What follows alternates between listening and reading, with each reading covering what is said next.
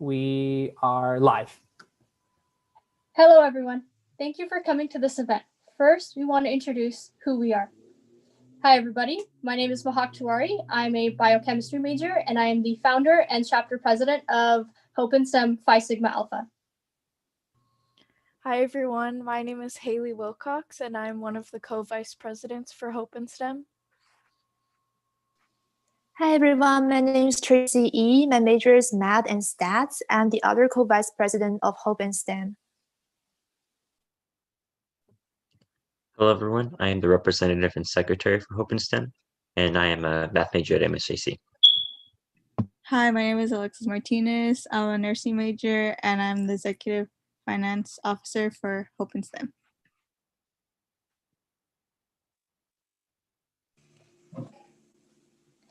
You might ask, what is Hope in STEM?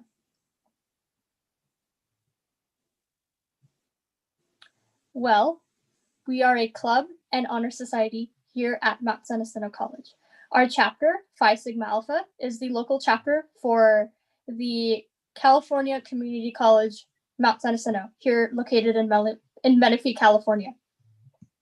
Today, we will be presenting our STEM in Action project. This is a project that we do every semester that can include almost anything we want that relates to STEM. This semester, we decided to do an informative project surrounding the current pandemic. Please welcome my fellow officers.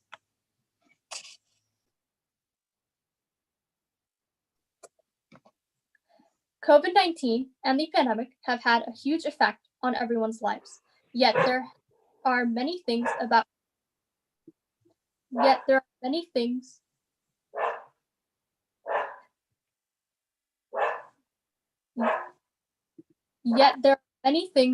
COVID-19 that we do not know.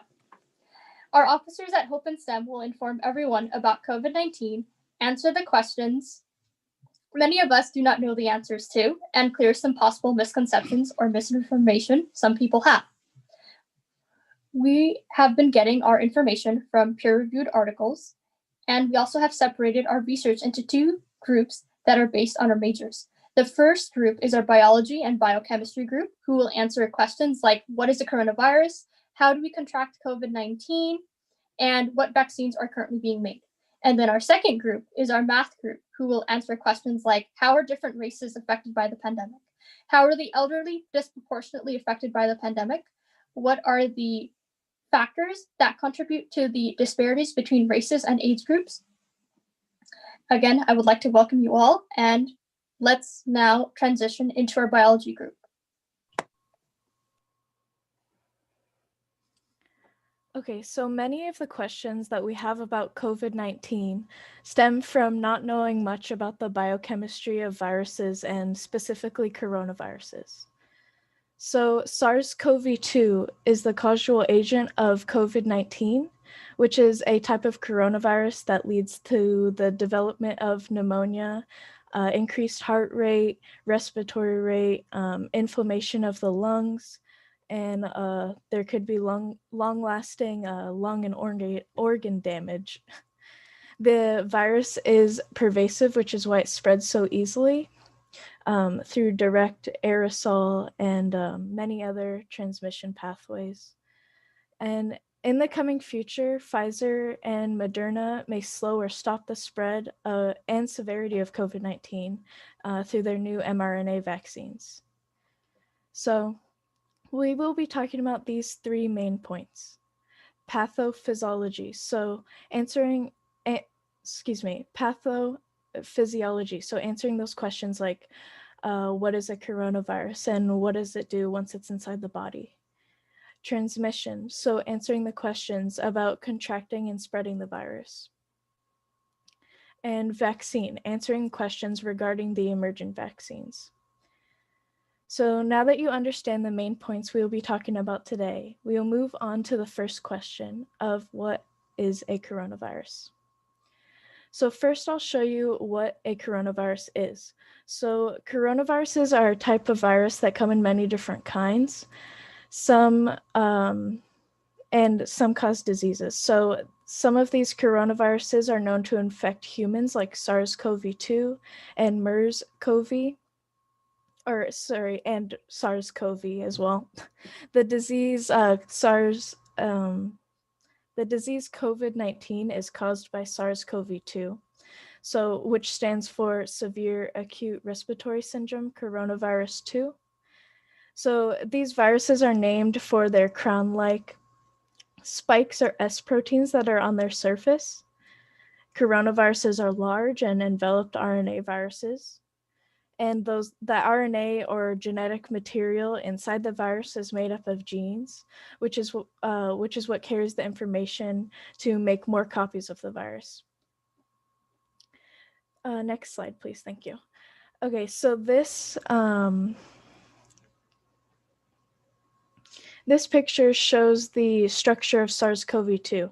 So we can see the spike glycoproteins or S proteins, which allows the virus to enter the cell via that connection between receptor and spike protein. So we can see the M protein, which is important and abundant in the virus's structure, and it's responsible for the shape of the virus as well as helping assemble the virus.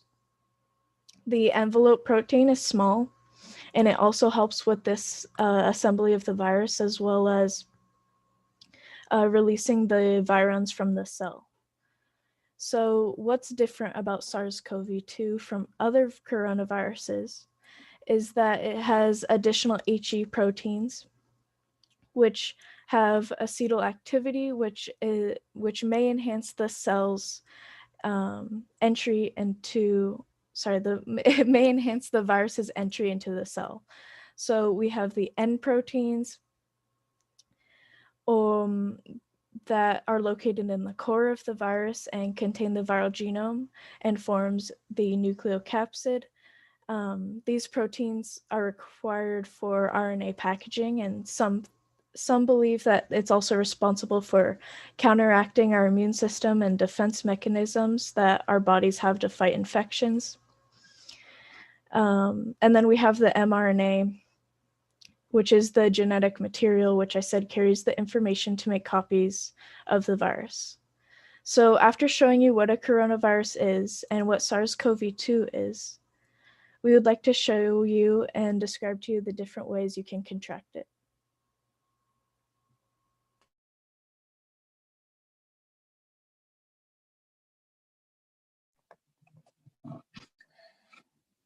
COVID-19 can be contracted in many different ways. First, there is direct contact transmission, which means direct contact transmission may occur through the direct contact with objects or surfaces that have been contaminated by infected individuals. So when people touch these surfaces with the infectious particles, they usually touch their mouth, nose, or eyes, where the virus enters the body and begins to duplicate itself. Next is aerosol transmission, where the aerosols from expired air coughs and sneezes contaminate the nearby environment and spread the virus to those that are closest to us. Aerosol transmission is not just from people with symptoms from the disease, even asymptomatic people, those who are COVID-19 positive but do not show any of its symptoms, are able to spread the disease. In close and poorly ventilated environments, the virus containing aerosol stays in the air long enough and at high concentrations, it increases the likelihood of someone getting infected.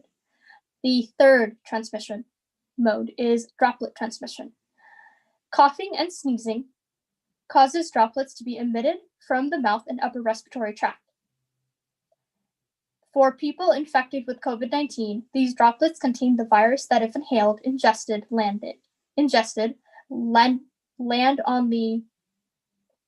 inhaled, ingested, or if they land on the mucosal membranes, they will infect others. Now those are the three transmission modes we know currently. There are three other possible ones as well. The first possible transmission mode is fecal oral transmission, where there are high traces of ACE2 in gastric granular, colon, and ileum absorptive enterocytes, duodenal, and rectal cells, suggesting that the virus can also spread via the fecal oral route. This means that stool particles from one person could enter through the mouth of another and infect them. ACE2 receptors act as the receptors for the SARS-CoV-2 virus and allow it to infect your cells. So for example, let's say you're handling food. Without having washed your hands, you could theoretically also get the virus by injecting it. Transmission through organ transplantation and vertical and surgical operations. Organ recipients are at high risk of being infected with COVID-19 because they're in an immunocompromised state. Once they're prepared for surgery, their organs and bodily fluids are exposed and the virus can spread easily. That is our second possible transmission mode. And our last possible transmission mode is vertical transmission, where the virus puts pregnant women and fetuses at risk of being infected. ACE2 receptors, which act as receptors for the SARS-CoV-2 virus, are in high expression during the human maternal fetal interphase, and those mothers that are infected with COVID-19 risk spreading it to their unborn child. Now that we have shown you the many different interesting ways COVID-19 can be transmitted, we will move on to what exactly happens inside the body when you contract it. So now I'll show you what the virus does once inside the body and how the body is affected. So as we described, SARS-CoV-2 can infect someone if it enters their mouth, nose, or lungs. So when this virus enters the body, the S proteins that I showed you earlier lock onto the receptor of the surface of the cell, and the virus takes advantage of the ACE2 receptor of the cell that are inside the alveolus, so by using those spike proteins. So this will trigger the virus to enter the cell by either fusing it with the cell surface or bringing it in via a enclosed sac. So when the virus is inside one cell, it'll introduce a single-stranded RNA, and that strand will use the existing structures of the cell to make new copies of the virus.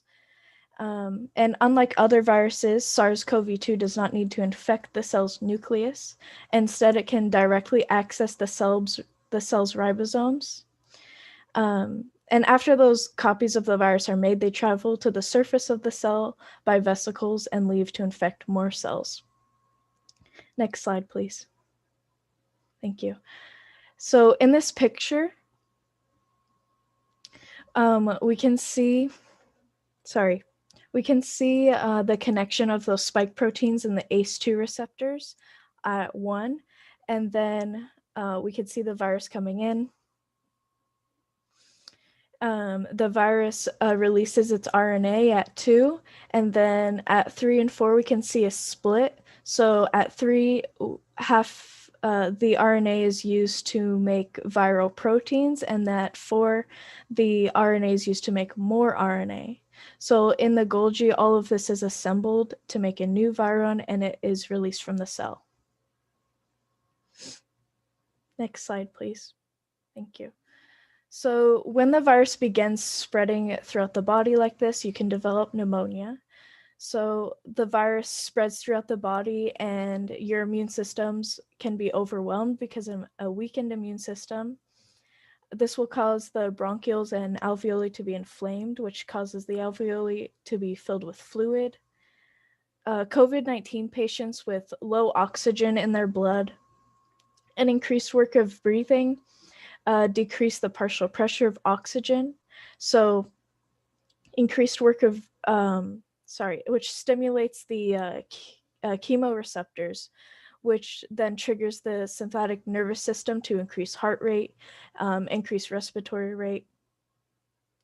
So the inflammation of the lungs can become severe and stimulate things like SIRS, or systemic inflammatory response syndrome, which is an inflammatory state that affects the whole body and causes dilation of vessels, increased blood volume, and increased permeability, which allows fluid to leak through tissue space.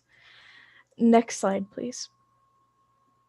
So in these pictures, we can see the difference between healthy, infected, and moderate and severe alveolus. So Alveolus have capillaries where red blood cells get rid of carbon dioxide and pick up oxygen.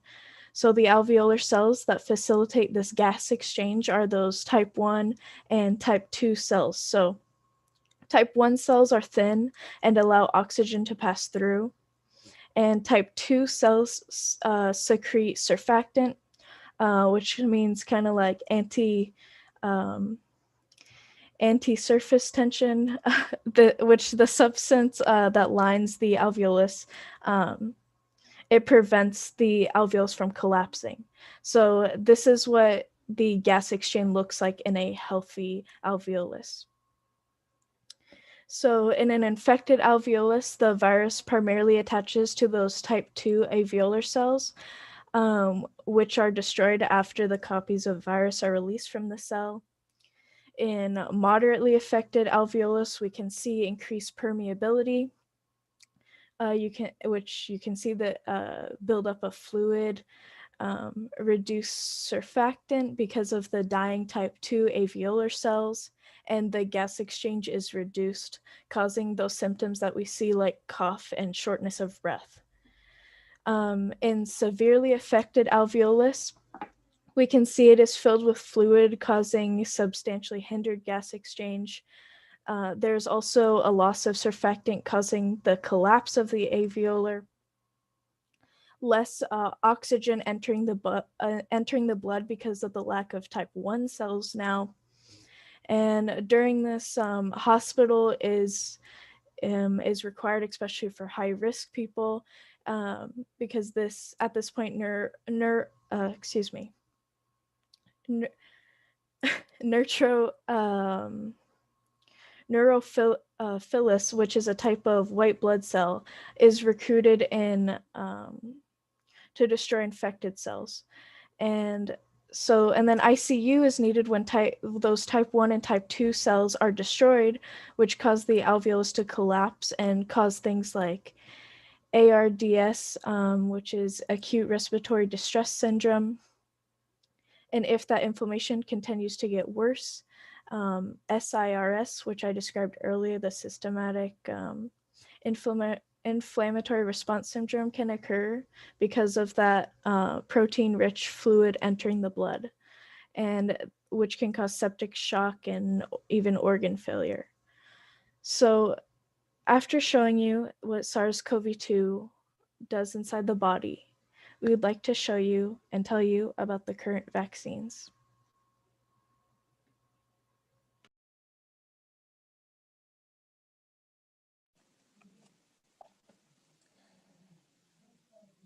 Lastly, we would like to show you what current vaccines are being made and how these vaccines are expected to help. So, as you see here on the slide, the two biggest biotech companies as of December 2020 are making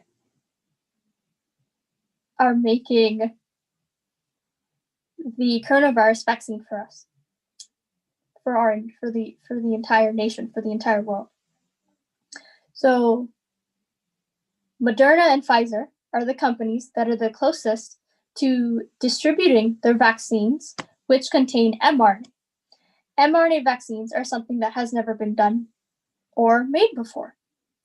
Traditional vaccines use an inactivated virus, which allows the immune system to learn to attack specific foreign material and create antibodies against the virus. However, mRNA vaccines include specially designed messenger RNA that tells the cells how to make viral proteins, which will trigger the immune system to create antibodies. These vaccines allow people to build immunity to viruses like coronaviruses and SARS-CoV-2. These type of vaccines work to train the immune system to recognize a vaccine and create antibodies to protect itself against the real virus if you ever get infected. I hope we have given you a better understanding of the pathophysiology, transmission pathways, and vaccines of COVID-19.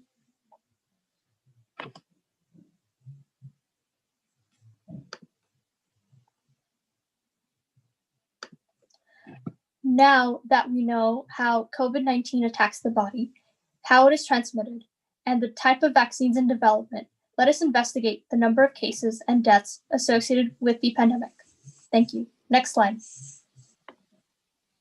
Hi, everyone. First of all, I want all of us to look at this graph. This graph demonstrates United States COVID-19 new cases. According to the New York Times, US coronavirus cases passed 4 million for the month of November, doubling the record set in October. Daily COVID-19 deaths in US rise back toward the record level set in April. The pandemic has put many people from racial and ethnic minority groups and seniors at increased risk of getting sick and dying from COVID-19.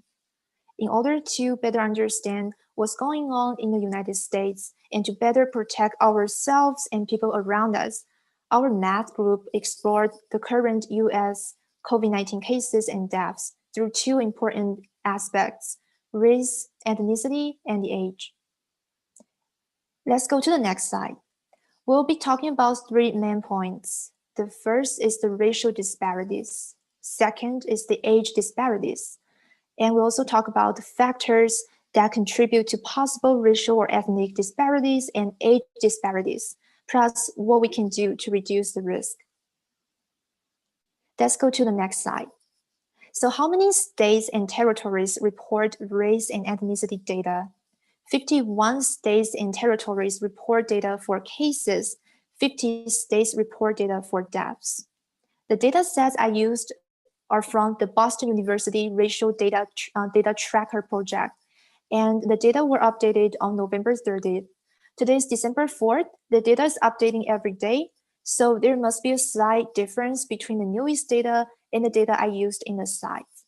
I'll keep mentioning the limitation of data throughout the whole presentation because, as we know, while the data have improved over time, they continue to have significant gaps and limitations. For example, some states only report either cases or deaths. Some states use different race or ethnic categories, and some states vary in which racial group for which they report data, and some states have high shares of cases with unknown race or ethnicity.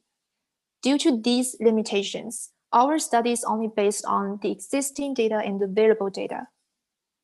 There are 3 important variables we need to focus on. First, reporting percentage. Second, possible, likely racial or ethnicity disparity. And the third is the case rate and the death rate. To better understand these 3 variables, I will start with 2 state examples, California and Florida, and then we just go to the data for all states. Let's move on to our next slide. Okay, thank you. So the first part is the reporting percentage. For example, California report race and ethnicity data for 72% of cases and 99% of deaths. Only these cases and deaths where race and ethnicity is known and reported by California. So it means if we have 100 cases in total, we only know the race and ethnicity for 72 cases. We have no idea about the other 28 cases.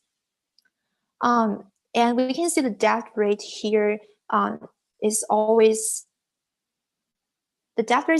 higher than cases because the cases are hard to be tracked and the deaths are more serious. And we will usually just get important, accurate reports about deaths.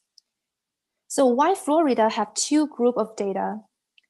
So we can see they have one group of data for race and another group of data for ethnicity. Because some states like California, they combine 2 groups of data together into one table. Some states like Florida, they separate the data and they create 2 tables to store the data. To better understand it, let's go to our next slide. Here, I put the first columns of the table. So we can see for California, we have one table, we have Hispanic or Latino ethnicity. It can include any race. And for other race categories, they're all defined as non-Hispanic or Latino. While for Florida, we can see we have 2 tables, one for race data, and the other one is only for ethnicity data. There are just 2 different ways to represent data. Let's go to our next slide. Okay, So about likely racial or ethnic disparity. Here's the complete table of California data. We can see there's a flag icon next to 59%. So we use the flag icon to represent possible racial or ethnic disparity. We calculate the disparity based on 3 criteria. First, the reporting percentage have to be like at least 33% higher than the census percentage of population. So regarding the census percentage of population, we can look at the second column. It says percentage of population. This data comes from the Census Bureau 2018 ACS 5-year estimates. And we have used the standard census category. There's a problem because some states, they just use non-standard census categories. So it will result in the lack of data. We can see some empty data in the next example. And our next criteria will be the data has to remain elevated whether we include or exclude cases or deaths with unknown race or ethnicity. And the third, the data has to be based on at least 30 actual cases or deaths. Let's move on to the next slide. So here's an example for Florida, and this is the first table. We can also see a flag icon there, meaning Hispanic or Latino ethnicity shows the possible trend of disparity. Let's move on to the next slide. Here's the second table, and we can see we have some empty data here, as we mentioned before. There are about 5 categories that lack efficient data. These data should not be compared with percentage of population because Florida doesn't separate these 5 categories. It just includes all these race categories under one group labeled others. Many states have similar issues like Florida. For example, Arizona reports Asian as a pan-racial category, including Asian, Pacific Islander, and Native Hawaiian. So we can't use those data either. Move on to the next slide. Last but not least, we have our case rate and death rate. So the case rate and death rate, meaning cases per 100,000 people and deaths per 100,000 people. So in California, through November 30th, Native Hawaiians and Pacific Islanders were most likely to have contracted COVID-19, and they're also most likely to have died. And we have to also pay attention to Hispanic or Latino ethnicity. We can see they also have a very high case rate. And also for Black or African American people, they also have a very high death rate. So in this table, the race categories are mutually exclusive, and they're defined as non-Hispanic or Latino. Let's go to our next slide. So in Florida, we only have 3 efficient data categories. So through November 30th, Hispanic or Latino people were most likely to have contracted COVID-19, while Black or African American people were most likely to have died. And in this table, these race categories are defined as both Hispanic or Latino and non-Hispanic or Latino. So after viewing 2 samples of states, let's look at the data for all the states. Let's go to the next slide. So here is the reporting percentage for all the states, and the data were ranked from the highest reporting percentage of cases to the lowest reporting percentage of cases. And we can see there are 2 states, West Virginia and the District of Columbia. They have like about 100% reporting percentage of cases. And we have only like 8 states that have more than 90% reporting percentage. And we can see Florida and California are in the middle part, not very high, not very low. And we also have some states like Texas even only have like 5% reporting percentage. And some states like New York State, they didn't report any data for cases. So overall, the United States doesn't have a very high efficient reporting percentage. So we have to be cautious about it. Let's move on. So the second part is racial or ethnic disparity for all states. We just list all the states here. So for cases, we can see Hispanic or Latino ethnicity, they shows the most serious possible disparity for their COVID-19 cases, because about like 32 states report relative data. If you look at the next slide, we can see for the death rates, it's Black or African American people shows the most serious likely disparity for our deaths, because 15 states report relative data. Okay, last slide. Let's move on to our last slide. So for case rate and death rate, based on all the data from all the states, we can conclude in the United States, through November 30, Native Hawaiians, the Pacific Islanders, were most likely to have contracted COVID-19, and Black African American people were most likely to have died. And just keep in mind, the race categories here may overlap with Hispanic or Latino ethnicity. So now that we know about racial disparities in the United States, we can examine some of other greatest differences in COVID-19 cases and deaths. Another important factor is the age.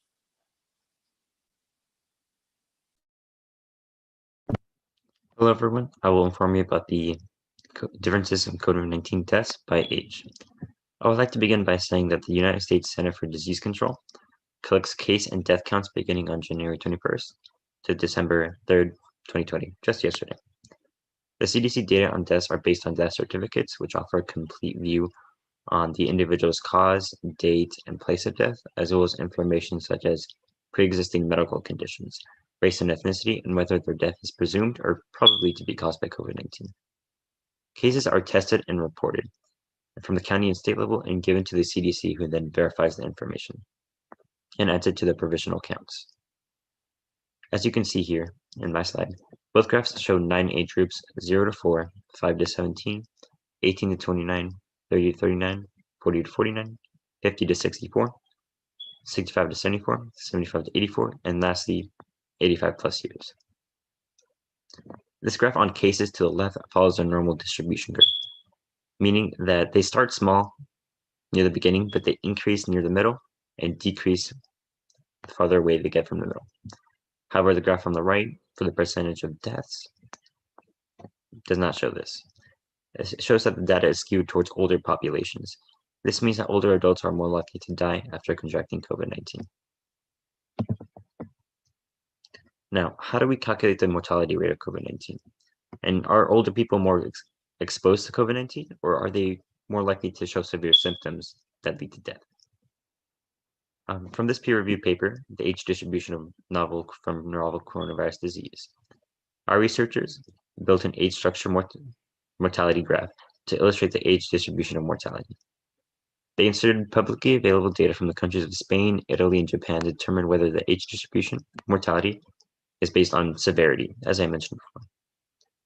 They stratify the graph into 8 groups, beginning at age 10 and ending with 70 plus. You can see the reproduction numbers on the left are not, and this means that this refers to the average number of individuals that contract the disease from a single infected person. This varies from country to country. And finally, on the y-axis, you can see the rate of mortality. So the results illustrated a dramatic increase for the mortality rates for the elderly. Beginning at age 30 and upwards, it even gets as high as 0.8, which is 80% for 70-year-olds. This graph you see here has a more uniform curve than the one previously, when it was assumed that the mortality rate was proportional to the case fatality rate. This means that the number of deaths were divided by the known number of cases. This makes it more unified.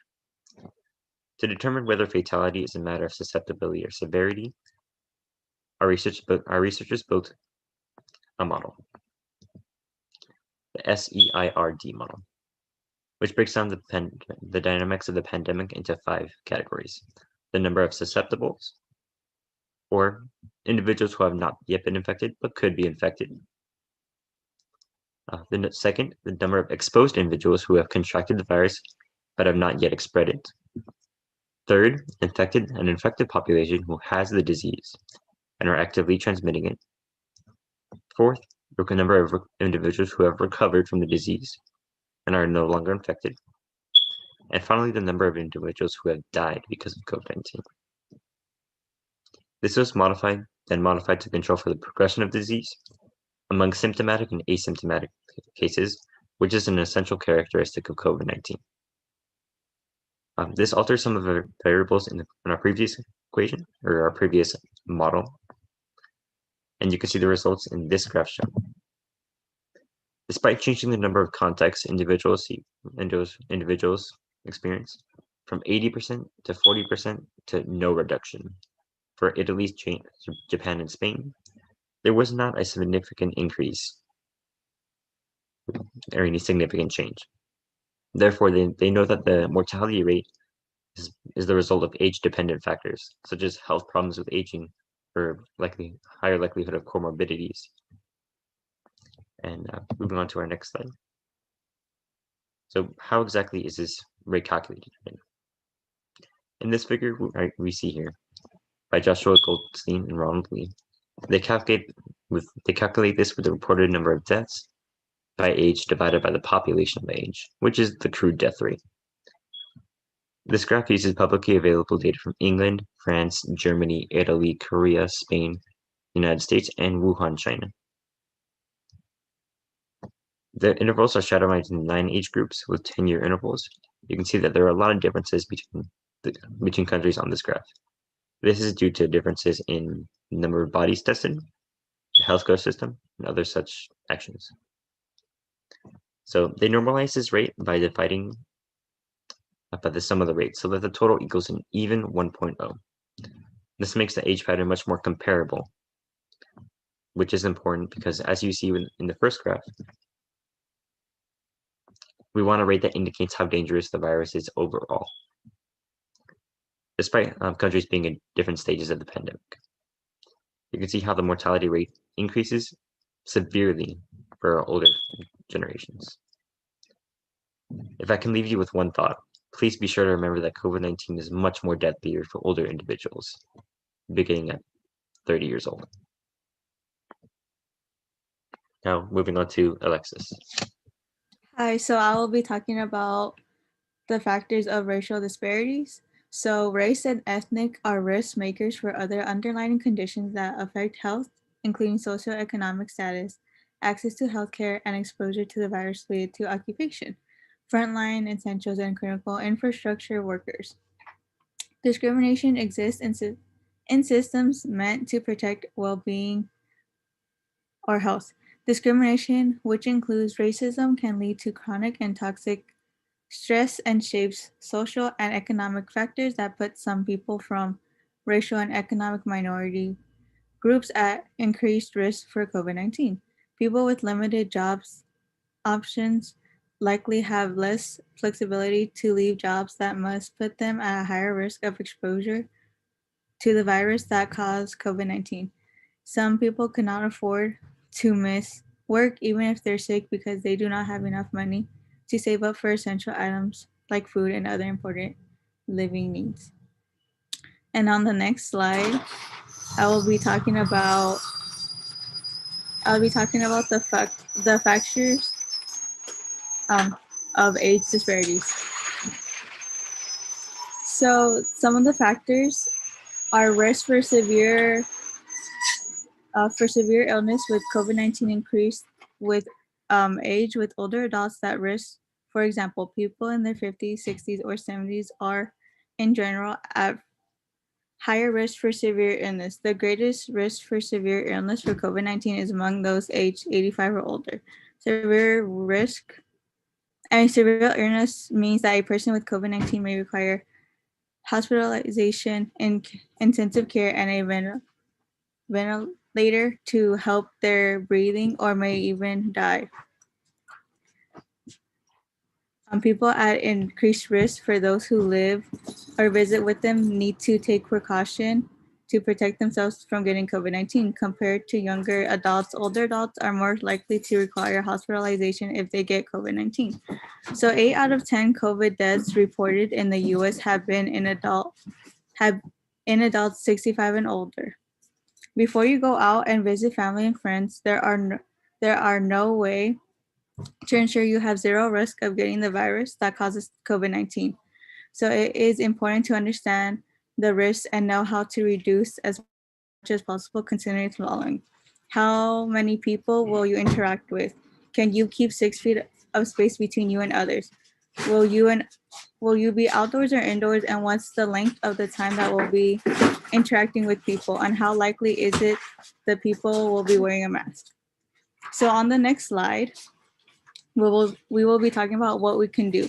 We can find ways to maintain support and connect. We can empower and encourage individuals and communities to protect themselves, care for those who become sick, and keep kids healthy and cope better with stress. To prevent the spread of COVID-19, we must work to ensure that people have resources to maintain and manage their physical and mental health, including easy access to information, affordable testing, and medical and mental health care. And this is our works cited. And then so on the next slide, I would like to present Haley for the conclusion. Thank you.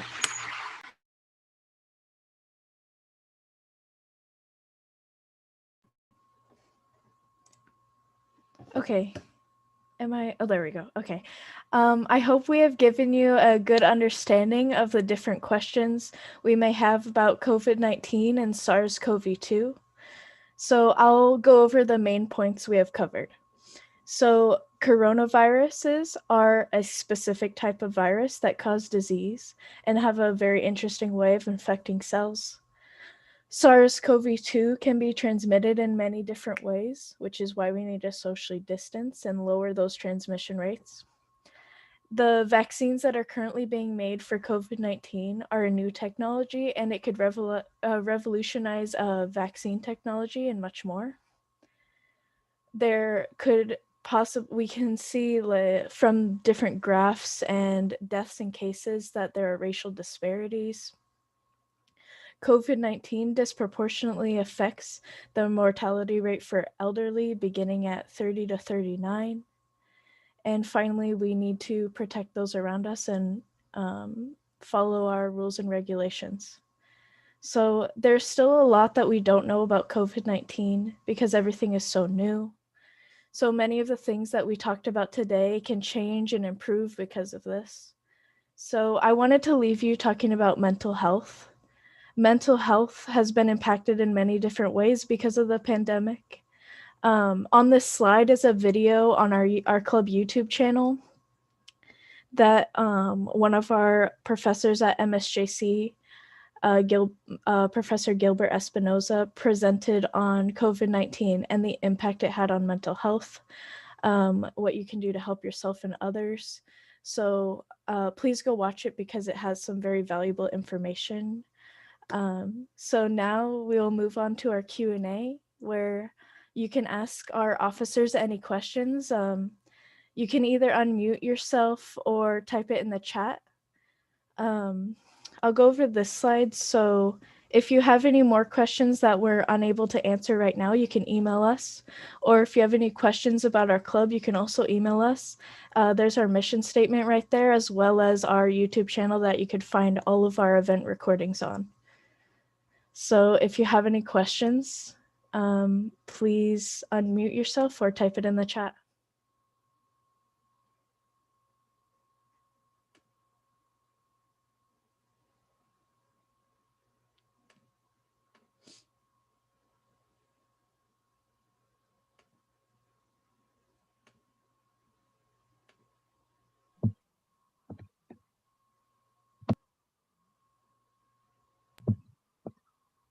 We have a question from Austin Ortiz.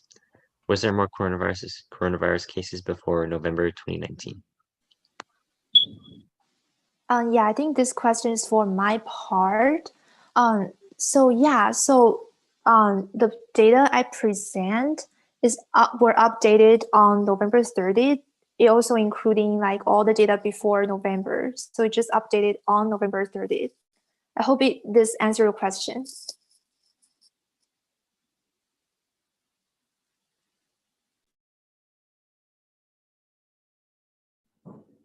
I think he was asking before, November of last year, because Oh, sorry. COVID-19 was named because it did come about in 2019, but it was the very end of 2019. As far as I know, and I don't know if anyone else knows any different, but I think most, the early cases were November, December 2019, and of course, more so in 2020, January, February. But I don't know if anyone knows any different.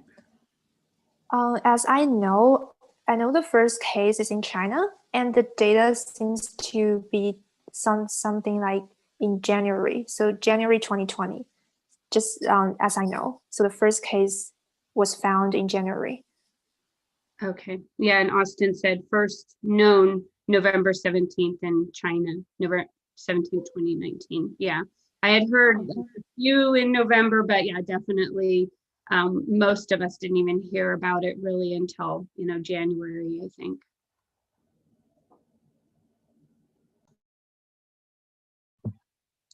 And we have a question from Anton.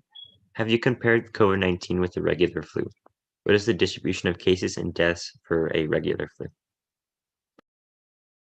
This is a very good question. Yeah, I would definitely do more research about this one. We didn't compare the difference in the slides, but definitely we will do more research about it. It's a very interesting, very important topic we can talk about. Thank you.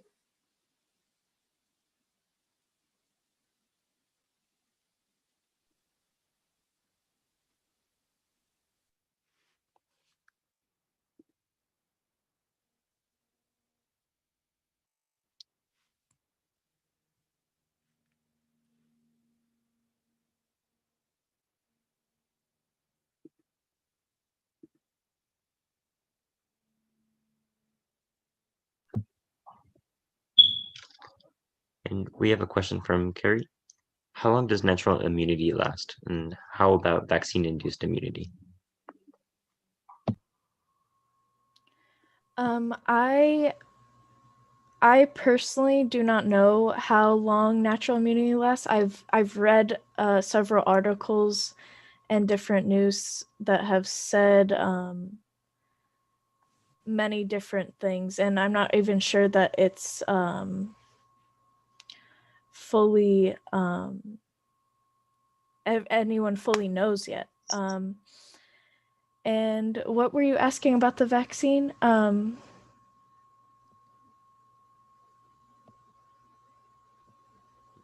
long does vaccine-induced immunity last? Oh, how long? It should be forever. Haley, I believe I can answer that question. Okay. COVID-19 immunity could last, I believe, 3 months or after infection or vaccination.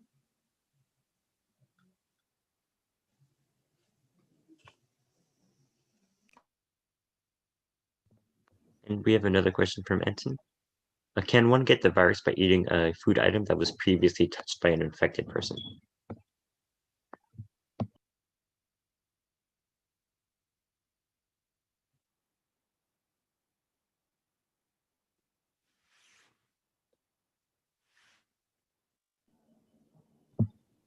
I think Mahak might have that answer from when she presented on transmission, but it was possible, right? They did say that it could possibly be spread by fecal contamination. That's correct. Yes, it was possible. So if you guys were here during my presentation when I spoke about fecal oral transmission, yes, it's one of the possible ones. And so yeah, if you, so basically when I presented, if you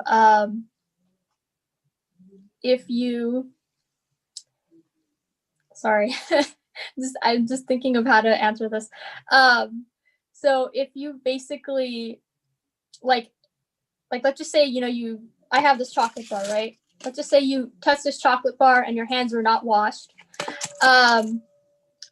Your hands were not washed, and you touch the chocolate bar, you take a piece and you eat it. You can also get that chocolate bar is also going to be having some of the virus on there, so it can also get infected. You can get infected by not washing your hands and touching food that has the virus on there as well.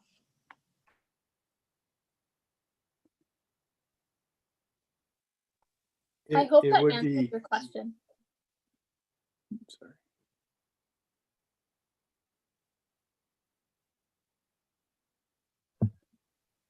And we can continue with Austin. Is there new information about the origins of the virus, about how it developed in China? He found of the original cases in November of 2019, people were infected with the virus who had no connection to the wet markets. The wet markets were first believed to be the origin location.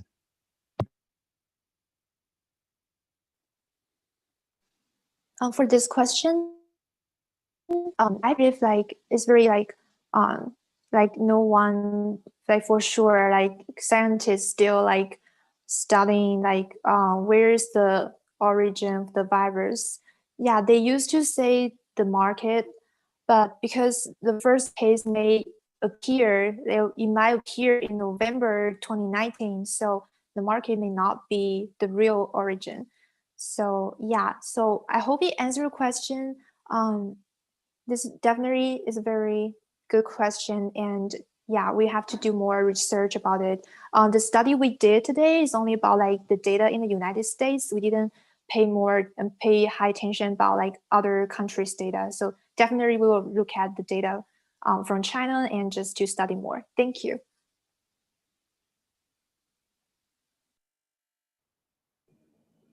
I think if Michael Plotkin's still here, he might, because there's another talk, and maybe we could put it in the chat as well, coming up at 1:30 today. And I think he was addressing the animal reservoir link to COVID, right? Yeah, the zoonotic. There he is. Yep.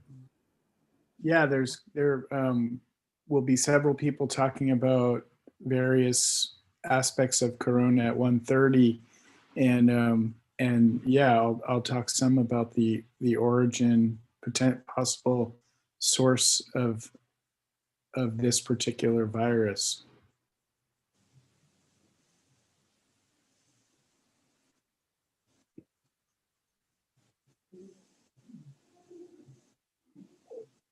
We have another question from Anton. What is the distribution of deaths from all causes any given year in the United States? And I believe this pertains to Tracy.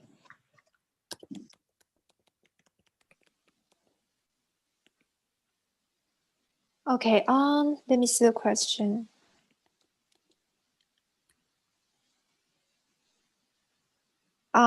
So what's the distribution of deaths from all causes any given year in the US?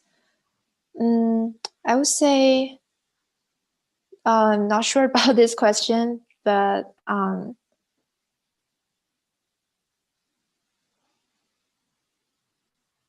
yeah, there are so many variable questions that we have to do more research about. In our slides today, we only just look at the data updated in last week about the death rate and the case rate.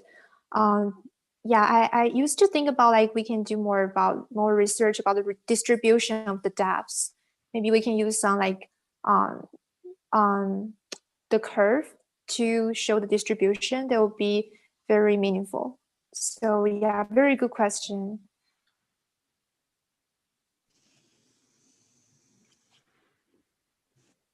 We have another question from Abraham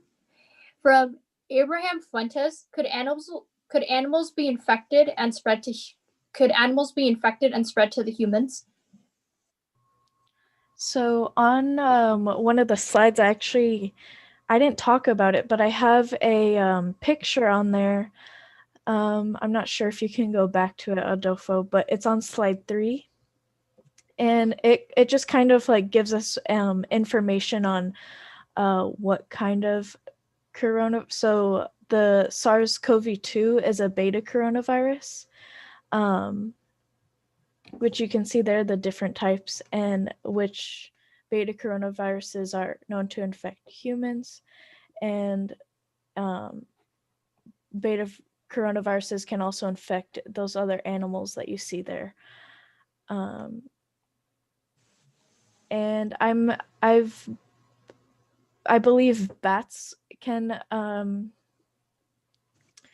have SARS-CoV-2. I'm unsure of other animals specifically, if anyone knows. Bats definitely can. And I believe Advisor Michael, do you have more information on that? Well, I mean, so COVID-19 is a zoonosis, which means it's a virus that came from animals. And but if you hung out around bats, it's not like you would get or risk getting COVID-19 from a bat. So it doesn't, in terms of its origin and evolution, it came from animals, but there's not really a lot of evidence that you would get it on a day-to-day basis from an animal. It is known to infect cats and ferrets, among other animals, but there's not a lot of evidence that you would be able to get it from them if they were infected.